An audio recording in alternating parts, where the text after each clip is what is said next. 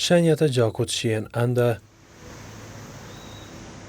Pikërisht në këtë vend dyshohet që H.K. sulmoi me një mjet të fortë personin tjetër B.B, me të cilin po hynin në gjykatën themelore në Suarek.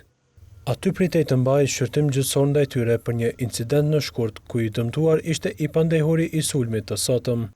Në hyrje të oborrit të gjykatës kur palët po hynin, pa kaluar kontrollin e sigurimit dhe kontrollit fizik, pala H.K. ka nxjerrë një mjet të fortë nga çanta e tij dhe sulmon personin B.B. Në atë moment ka reaguar edhe sigurimi fizik i gjykatës, të cilët ndodheshin brenda objektit të gjykatës dhe ka ndaluar konfliktin dhe menjëherë është lajmëruar policia e Kosovës, e cila ka vazhduar me procedurë hetimore dhe palës që ka pësuar lëndimet i është dhënë ndihmë mjekësore derisa kanë arritur ekipet e emergjencës.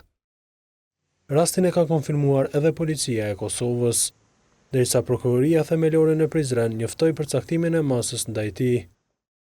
Me urdhër të prokurorit të shtetit është ndaluar për 48 orë personi me inicialet H.K. për shkak të dyshimit të bazuar se ka kryer veprën penale lëndim i rënd trupor, sipas nenit 186 paragrafi 3 të Kodit Penal të Republikës së Kosovës. Brenda fatit të paraparë ligjor, prokuroria do të ndërmarrë të gjitha veprimet e nevojshme procedurale në përputhje me legjislacionin e fuqi.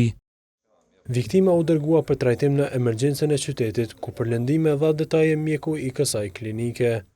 Pacientin e kemi marrë para gjykatës me lëndim të lehtë trupor, ka pas një lëndim në parakrahun e djathtë, një plagë qarse shpuese, edhe këtu në urgjencën Suarek kemi dhënë ndihmën e parë.